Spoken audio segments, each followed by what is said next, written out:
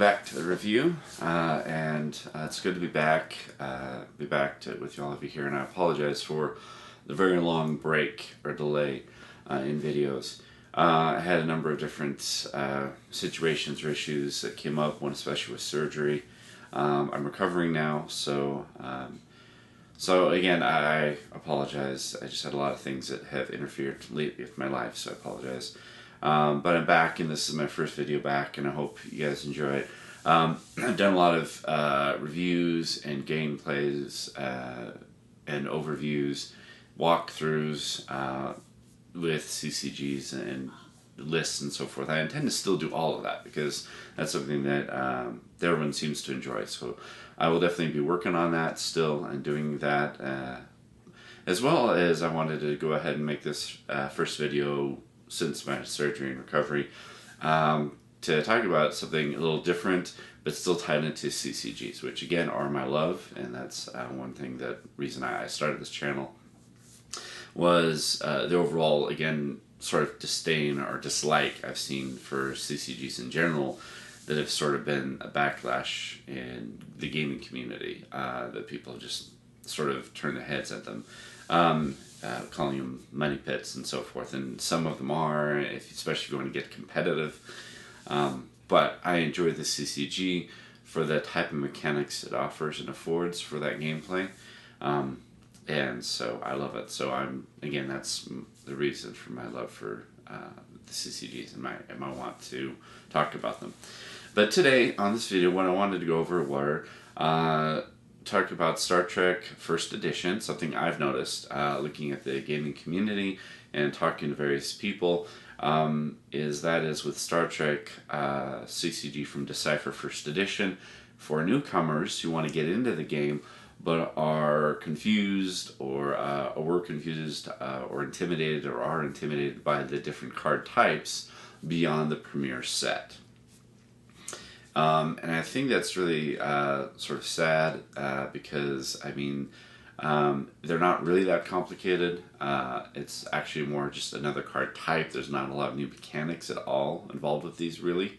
So I wanted to go ahead and jump in. So this is sort of a little tutorial on side decks and additional card types that were put into the Star Trek First Edition card game, into the market, when Decipher had its run. So again, that newcomers and returning players can be completely 100% familiar with and comfortable with what they are and how they work and what they look like, so that you can look into possibly using those card types in your own builds, and or not, also so that if you are a new player or returning player and you see someone else perhaps using those card types or side decks, that you aren't intimidated. Because I know personally that I feel like I'm really optimizing the Star Trek experience when I'm using some of these side decks and some of these other card types. It really brings a lot of flavor to the Star Trek experience.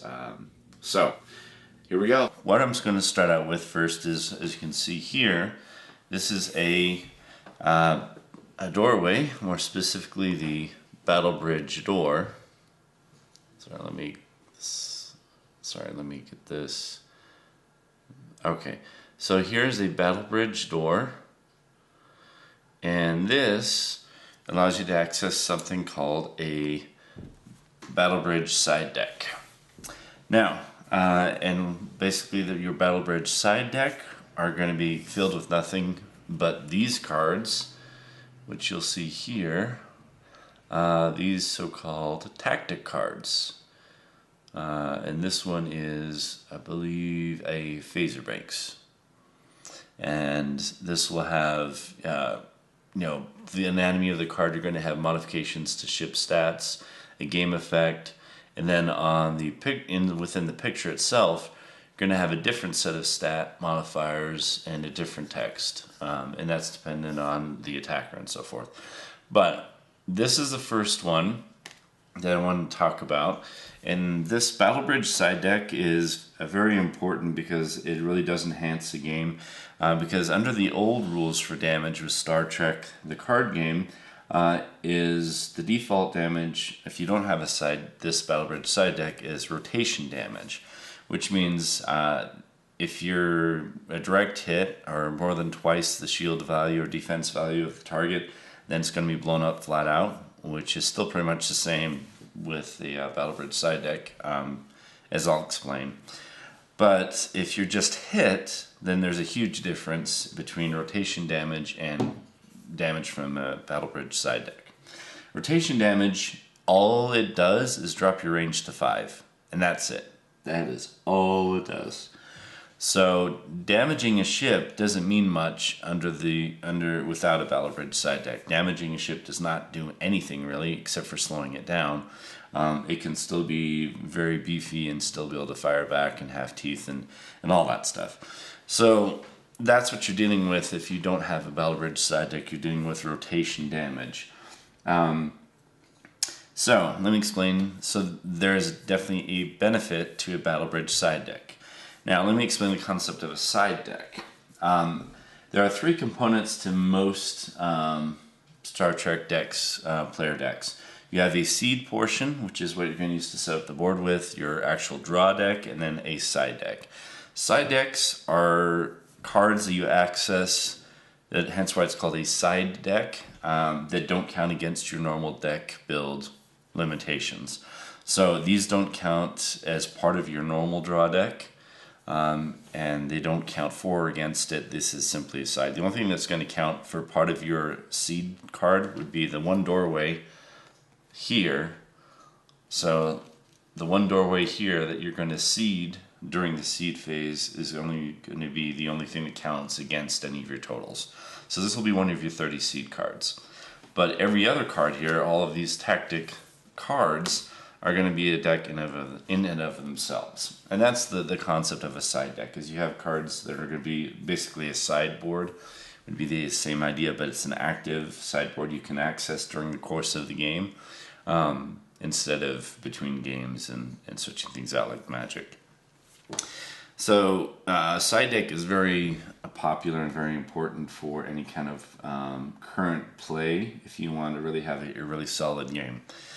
And again, it doesn't cost much in terms of your deck build, because again, this is the only thing. The doorway that opens the side deck is the only thing that counts against your seed cards. The other cards, all the tactic cards that go in there, are free. Anyway, so here's the difference. So the way it works with, again, rotation damage is if it's damaged, you rotate it and its range is reduced to 5, and that's it. With a Battle Bridge side deck, it allows you to actually show some actual damage being done to a ship, and that is the big difference.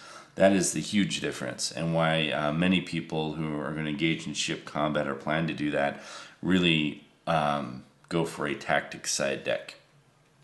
A Battle Bridge side deck, I'm sorry.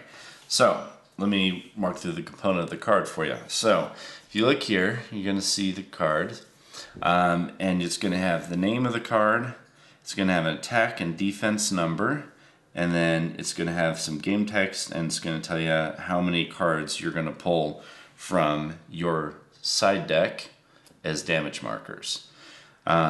And there's 2 different kinds of way of doing damage with the tactic side deck. If you have this icon, it means you're going to pull 2 cards. This will not count as damage itself.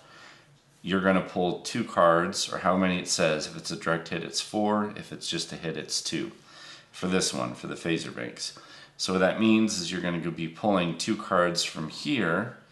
You're going to shuffle this and put it face down so it's all random, just like any other side deck. So you're going to randomly pull 2 cards from here and flip them up, and those will become damage markers on a ship if it's damaged.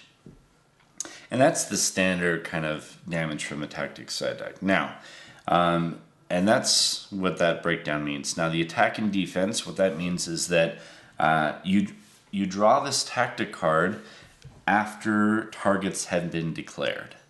So, the order of operations is for combat if you're using tactic side deck, and it's really simple. It's not more complicated. It's just one extra step that makes things a whole lot more flavorful in the game.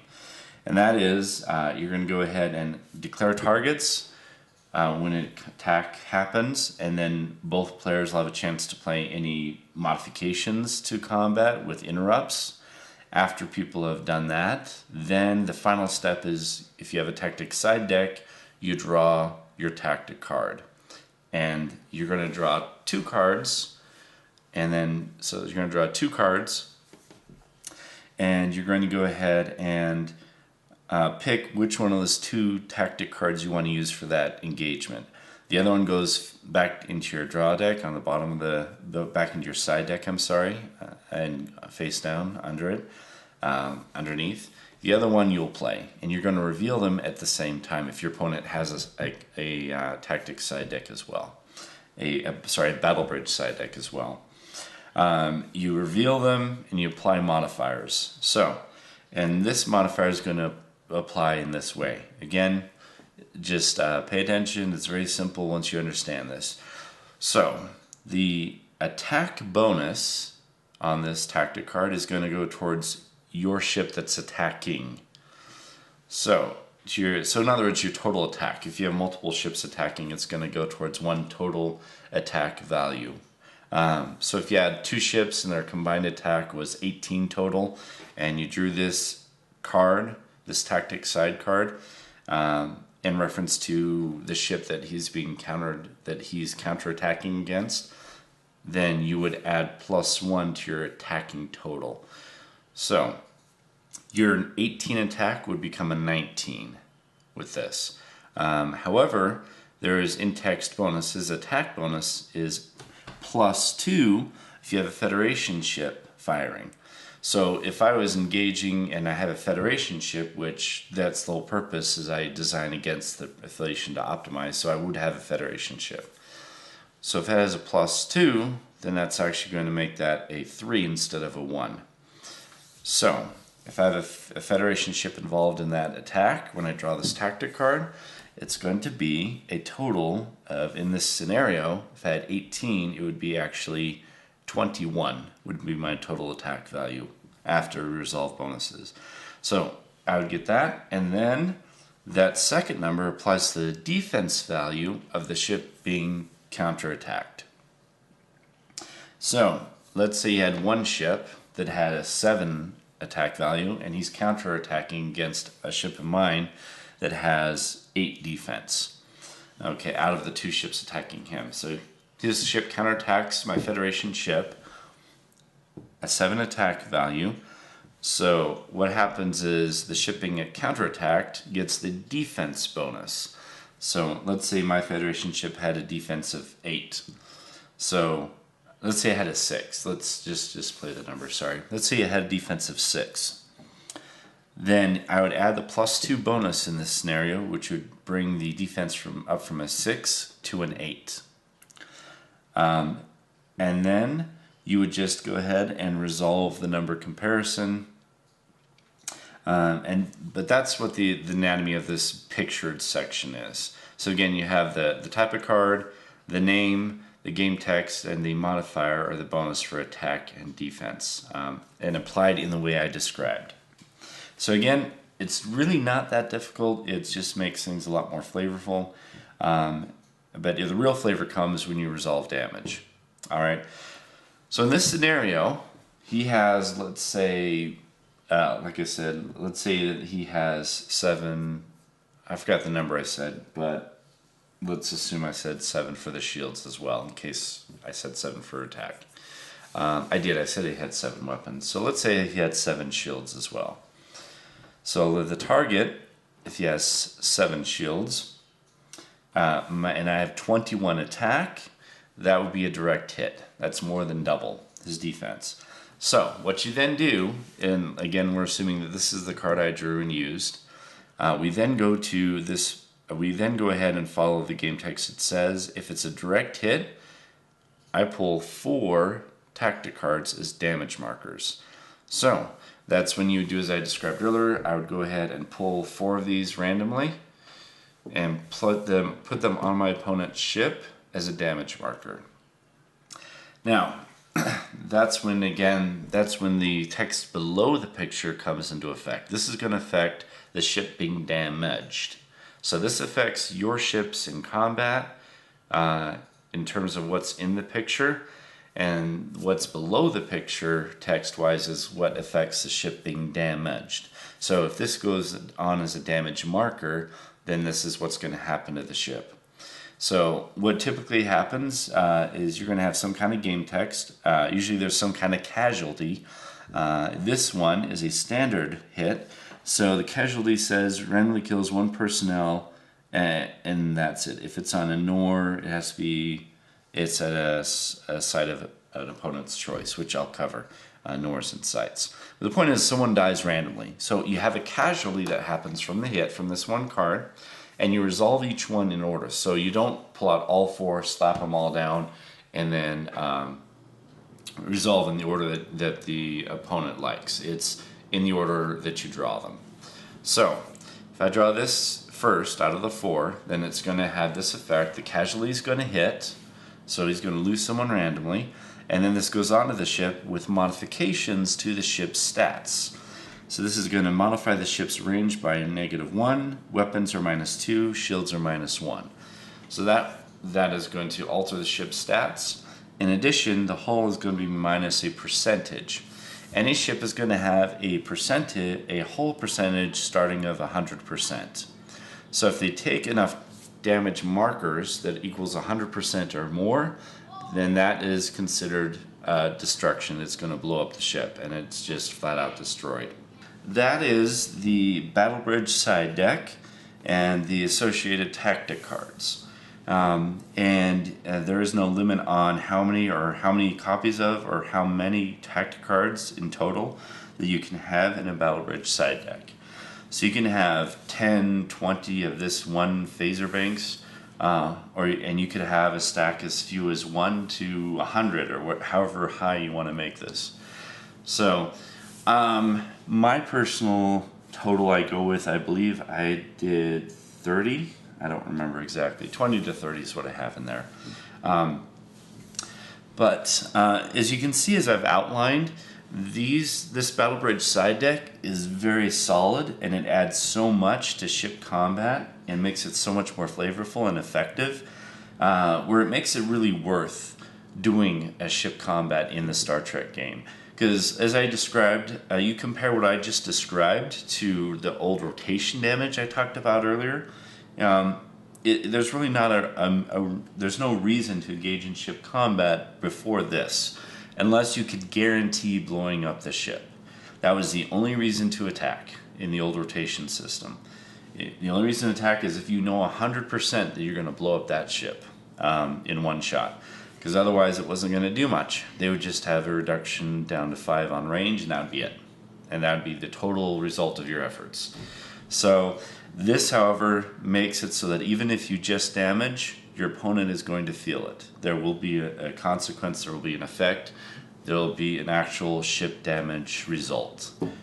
So this is, again, something I highly recommend for any Star Trek player.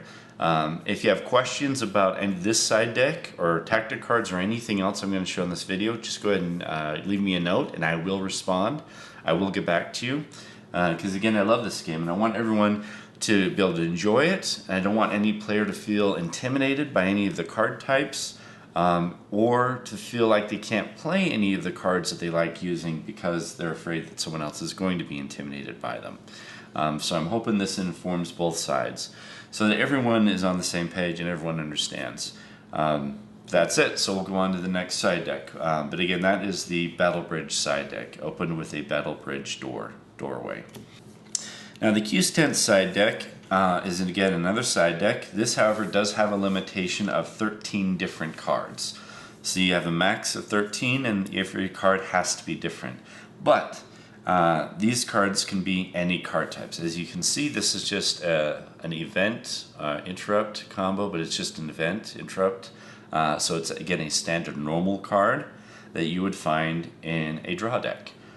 You also, if you look here, you'll see an interrupt, let's see, equipment there with Caligula. So basically what the purpose of this Q's Tent side deck is to allow you to have a contingency plan, or if you want to get to something immediately or directly or right away.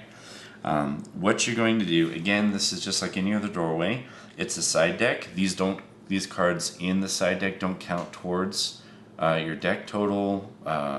except for just the doorway itself towards your seed limit of 1.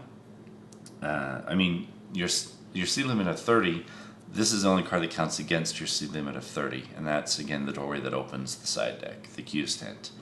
But again, these don't count against seed cards. None of your side decks count against your seed cards or add to your normal deck total. They are just, again, like it sounds like, side decks. So, now again, as I said, the purpose for this is twofold. Like I said, if you're trying to get something really fast and you want to guarantee you can get it, then you're looking at using this sucker. Or if you have cards that are very situational, very specific for specific situations, and you don't want to take up precious actual draw deck space, but want to have it there in case you do need the card, then again, a Q's tent is the way to go. So those are the two main purposes for a Q's tent.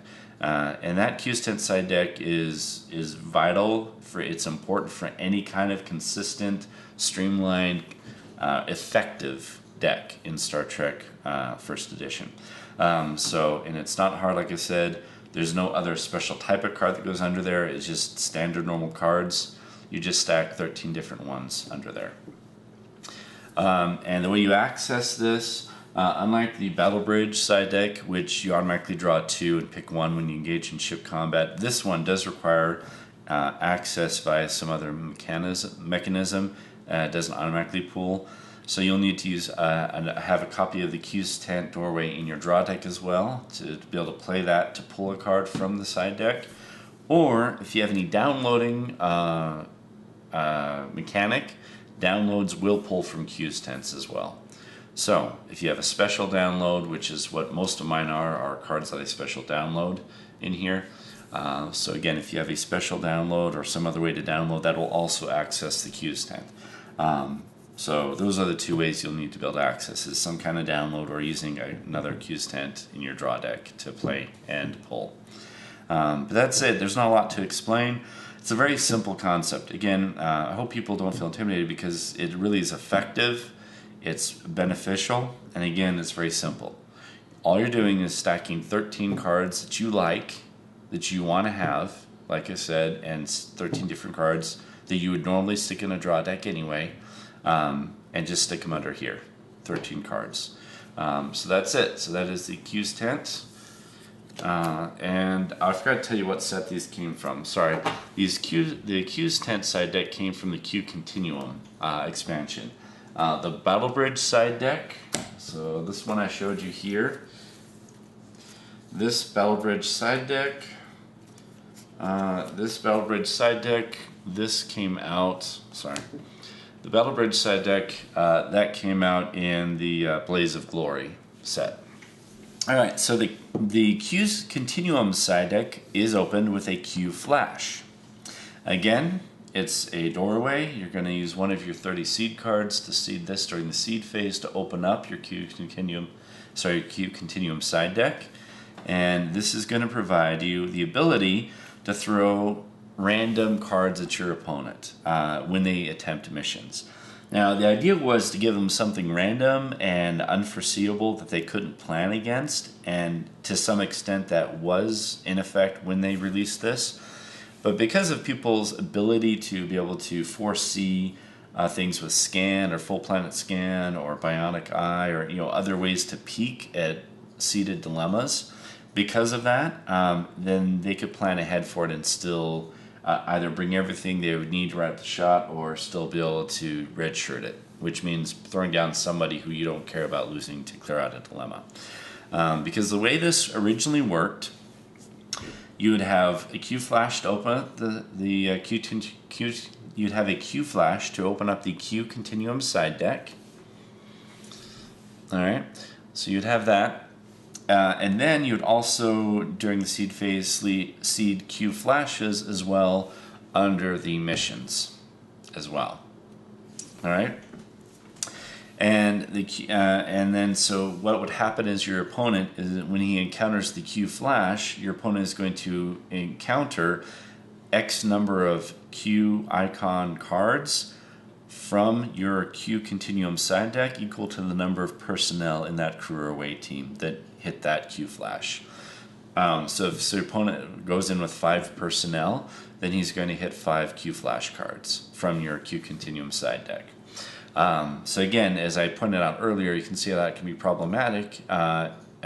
Still somewhat effective, but very minimized when people can scan or look and see that that Q flash is coming. They can still plan around it to some extent. Not totally, because they don't know exactly what's going to come out from your side deck, but they can still play the numbers pretty well and still, you know, make things more or less still go their way as much as possible. Now, unlike the first 2 side decks, I do need to also say that the cards that you can put, the Q icon cards you can put under the Q Continuum side deck, not all of them are useful, and not all of them are going to be effective. So they don't all deserve being in your Q Continuum side deck.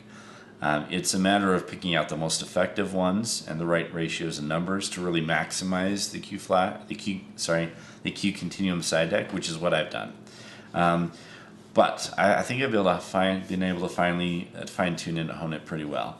But if you can get a really fine-tuned Q-Flash side deck in combination with this card, which we'll talk about in a second, the Beware of Q objective, then you can really have a lot of fun.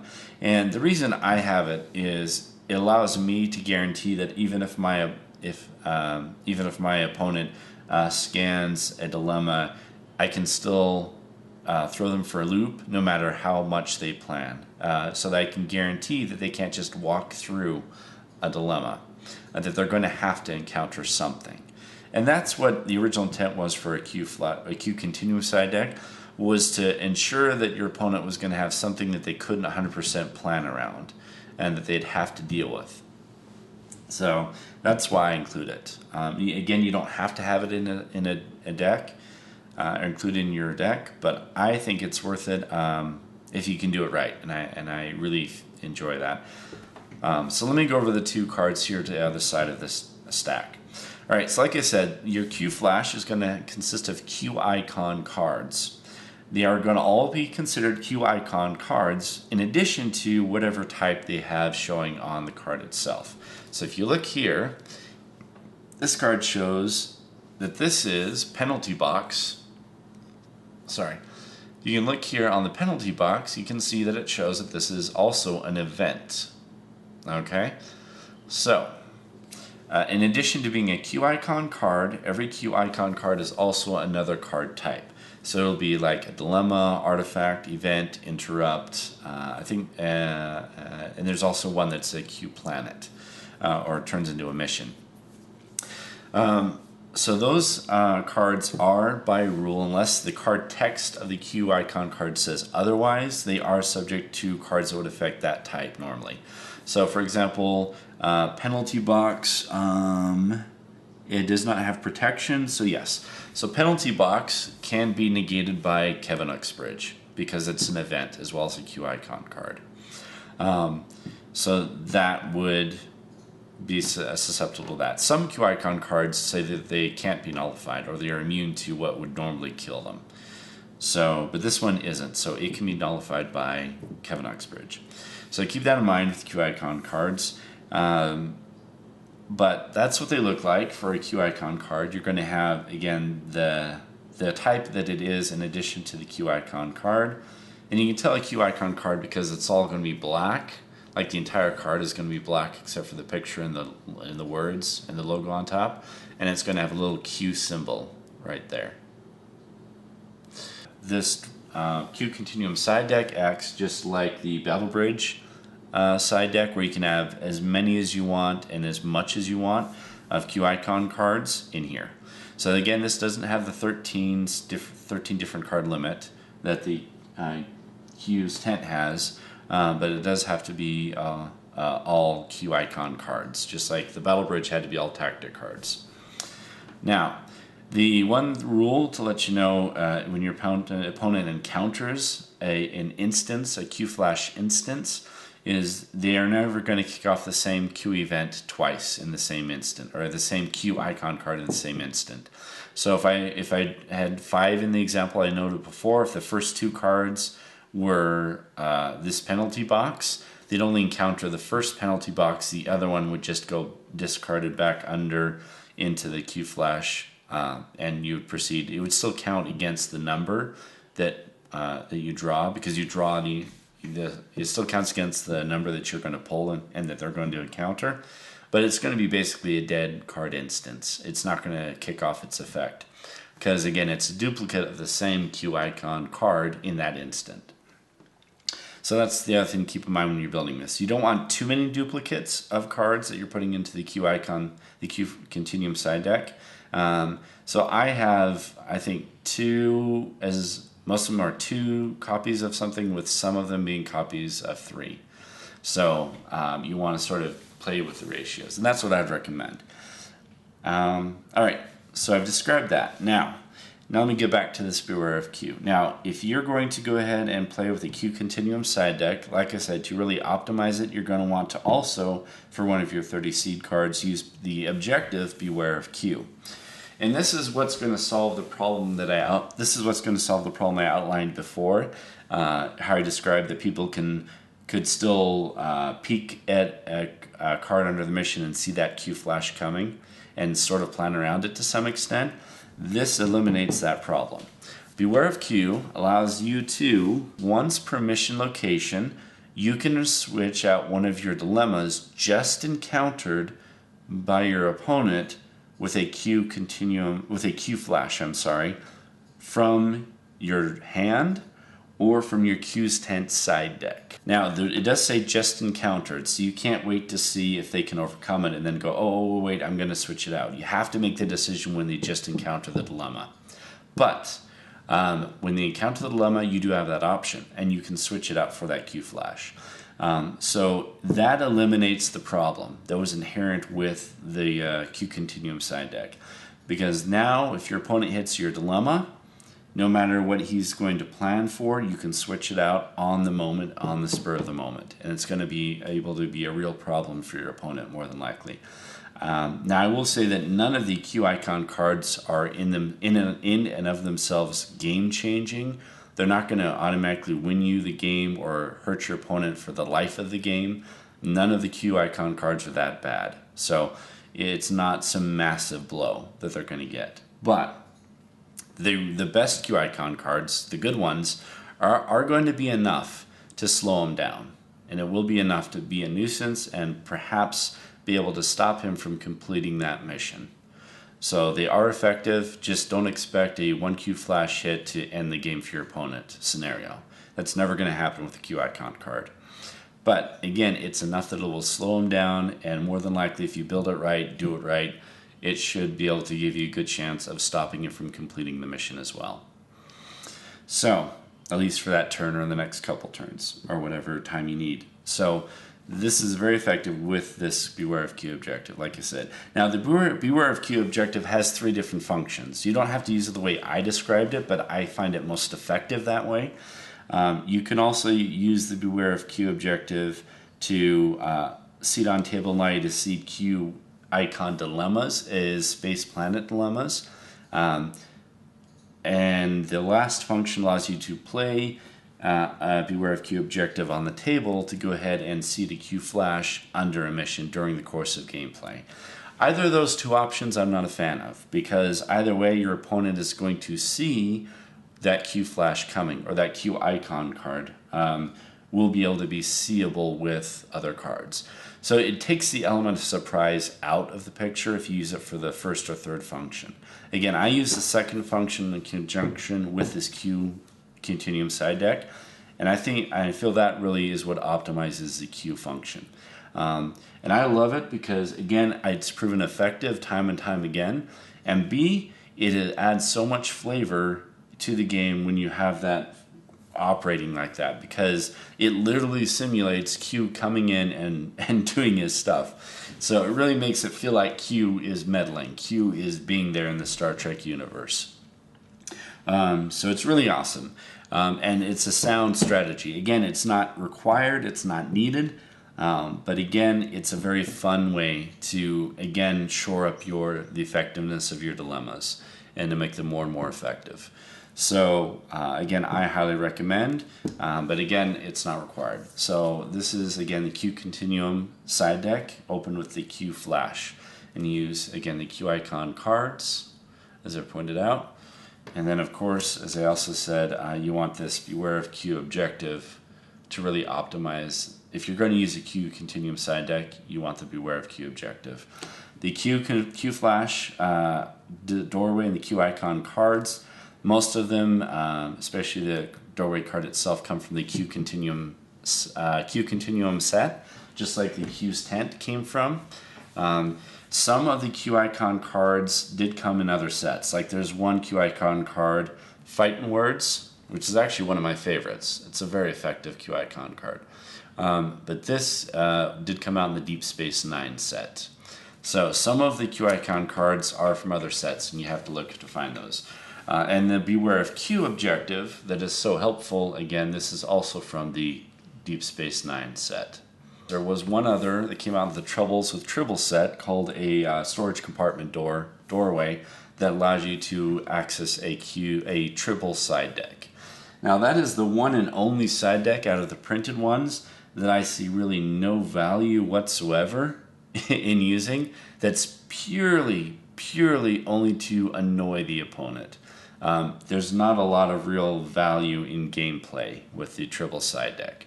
And I think that was more of a gimmick because it was during the anniversary when they aired the Trials and Tribulations episode on DS9, and it was an anniversary for Star Trek at the time when they aired the episode. So I think it was just a gimmick, really, to play into the whole Tribble nostalgia kind of thing when they released that and had that side deck. The other thing I wanted to go through is the other card types that you're going to see beyond what you saw in what you see in the premiere set of Star Trek, and that will be it. But again, I'm hoping this will open up and let people really understand these other card types. Now, the card types here are all effective. They all have a purpose and a place. So let me go over those really quick. So starting with the second set, Alternate Universe and Beyond, then you had some new card types. So let me go over the first new card type that was introduced, and that is a Doorway card. Now this is not from Alternate Universe, this is from a further set, but it's the same card type. And this is a Doorway. Doorway cards they serve different purposes. Some of them access side decks, like you saw me with earlier in the video pointing out. Others will have other functions. So there are some that you will seed and put on the table when the game is set up. And then there are other doorways that you'll play during the course of play. Now, what I'm going to explain is if you play a doorway during your gameplay.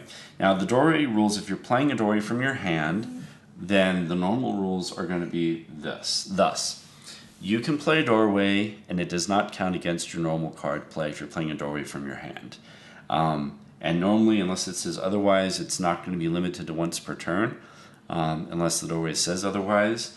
So basically, the best way to explain a doorway card played from your hand during the course of the game, think of it as an interrupt with the one restriction that it has to be during your turn. So it's that simple. A doorway is simply an interrupt played during your turn only. That's the functionality of a doorway. So that's the best way to explain it, and it's that simple. So again, same interrupt rules. Unless this is one per deck, you can play as many as you want. It doesn't count against your normal card play. But normally it's going to be limited during your turn only. So again, that is a doorway. And that was pretty much the only real card type introduction until you got to Deep Space Nine. And then that introduced a number of new cards. The one here is an objective, which you've already seen with the Beware of Q. And again, like other card types, you can seed them or play them from your hand.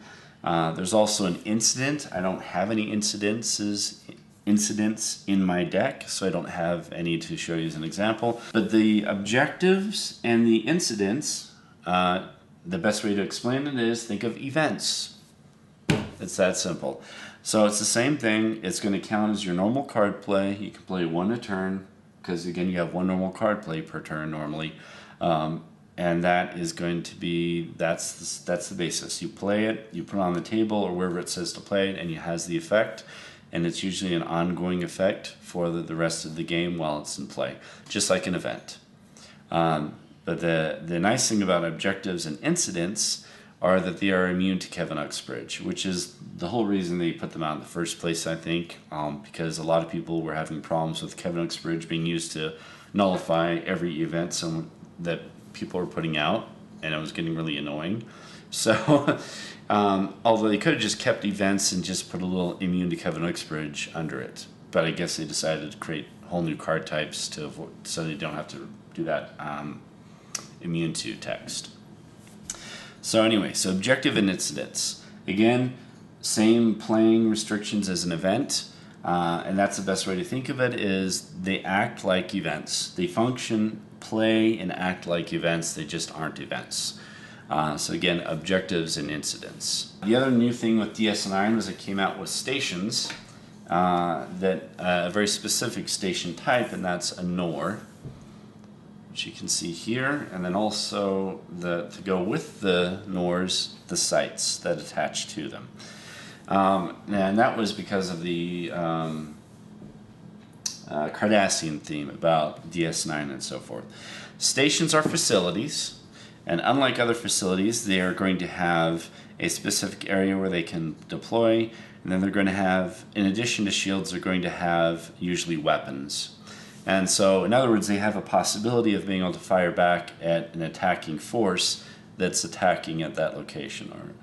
So they have that offensive capability. It's minimal, but it's something. And then they have the sites. And the sites are going to allow you to have specific functions. So the infirmary, for example, here is going to have some healing abilities, allow you to do some things along those lines. But the restriction is that usually sites allow only one kind of classification type to go on here. So the infirmary has to be a compatible medical classification. And again, it's classification restriction based, not skill type. So if someone is an officer with a medical skill, it doesn't count. They would not be able to report there because it's not their classification. A medical classification like Bashir, Beverly Crusher, they would be able to report there because they are medical classification. So that is the one restriction with those sites, but they usually have some kind of benefit or effect. You can have up to 6 of these that you seed for free, just like the missions, so they don't count against your 30 seed card limit, and you have a limit of 6 that you can seed. And you can play more during the turn. You'd play a site just like you would for an event. You'd play it on the table and take up your normal card play when you play it. But you're going to arrange these sites in an order as outlined below where they are. You have ops, promenade, docking station, so forth, going from left to right, descending order. And you're going to go ahead and just put them out, and you're going to be able to report personnel there, utilize game effects, and so forth. The rules for a NOR is you never beam through shields, even if it's your shields. So that's one restriction. Unless you have a card that specifically says beam through shields, you never lower your shields or beam through shields for a NOR. So you can't beam someone from the infirmary to the galaxy that's in orbit, for example. You have to dock, and then they have to walk. And then the last big change for an added card type in the course of the game was something known as a time location. And a time location is very specific to what it does. A time location is a location tied into a specific mission, but representing a time in history that was in the past. So, for example, let me pull the mission this is with. Okay, so here we have Sherman's Planet, right here, and you have Sherman's Peak, 2267. So, you have the mission that you're going to seed, and this is one of your 6 missions. So you're going to seed your normal 6 missions, but then for one of your other 30 seed cards, you're going to seed a time location if you choose to use it in conjunction with that mission. And this is just going to play on the table to the side somewhere where it's easily seen by both players, but just off to the side. And the time location is going to be a location that's usually going to have some kind of benefit to very specific cards, ones that represent that time period. So this one is the original series, is what this represents. The non-mirror original series time period. So Kirk, McCoy, TOS, basically, or the original series time period. So Captain Kirk here, as you can see, he has an alternate universe icon right there. Let me make sure you can see that. Alright, so right there below the command icon, you're going to have an alternate universe icon. Now, alternate universe personnel normally cannot come into play unless you have either an alternate universe doorway that you've seeded, or having one of these, which would be limited to one of those alternate universe card plays per turn, but it would still allow you to do it as well. So either an alternate universe door or a space-time portal, or some card like that that allows you to play alternate universe cards. That's normally what you need to play them, is one of those doorways. What the time location, in addition to a benefit like a free card play or whatever the benefit might be, in addition to that, what a time location allows you to do is go ahead and deploy those characters, matching, again, that alternate universe and whatever time period, directly to this time location without having to have a doorway. So I can play all the Kirk, all the 2S personnel and ships, all of them to my heart's content, to this time location without the doorway. Now the benefit to that is a doorway can be closed. There are cards that allow you to close a doorway, which makes that doorway inactive. It's not nullified, it's not discarded, but it's just inactive while that doorway is closed. And that would shut down your ability to play those alternate universe characters if that happened. So again, if you're doing the time location route for those characters, then there's no doorway to close, and you can freely play those cards to the time location uninterrupted. There's not going to be any hindrance to that. The downside is the time location is restricted to that moment in time, so you cannot move them, fly a ship from that time location onto the main timeline, onto the actual mission space line. Unless you have a card that allows time travel. There's a lot of different ways to do that. Wormholes, Orb of Time, there's a lot of ways to time travel. Not a lot, I should say, I'm sorry. There are some ways to time travel. So as long as you're doing the time travel, then you can hop from a time location to a space line mission. But if you don't have a way to time travel, they will be at that time location perpetually. So that's one thing to keep in mind. And that's it. I hope you guys enjoyed that. Sorry if the video was a little bit longer. It just took a little bit more time than I wanted to cover. I literally wanted to cover all those additional card types that I was aware of, that I knew of, and those side decks, and explain that concept. So again, you're more prepared as a returning or new coming player into the Star Trek CCG First Edition from Decipher. Because again, I highly recommend that game. It didn't quite make my top 5 greatest CCGs of all time list, but it was a close runner-up. It was really high up there on my list because, again, it invokes a lot of flavor and has a really fun exploring space and planet feel to it, like Star Trek does. So I hope you enjoyed, and I will be returning to regular, film production and release and uploading to get keep my channel up. And for those who are new subscribers fairly recently in the past couple months, I really appreciate that.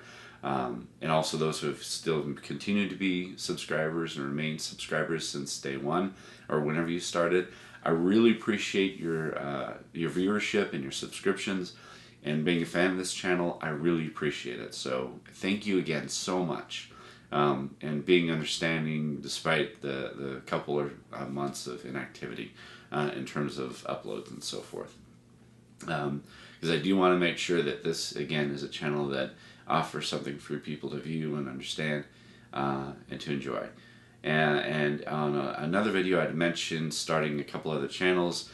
In the couple months that I've had the surgery, I've been rethinking that in terms of how to do that, whether just more videos on the same channel or to actually do those additional channels. So I don't know. I realize I might want to just do more varied content on the same channel. and just do additional other types of videos. If I do that, the videos will be clearly marked as not being tied into CCGs or games, but being movie reviews and so forth, if that's the case. But I will let you guys know moving forward. But again, thank you, and have a great, wonderful day. I hope you had a wonderful 4th of July, and we'll see you later. Keep watching.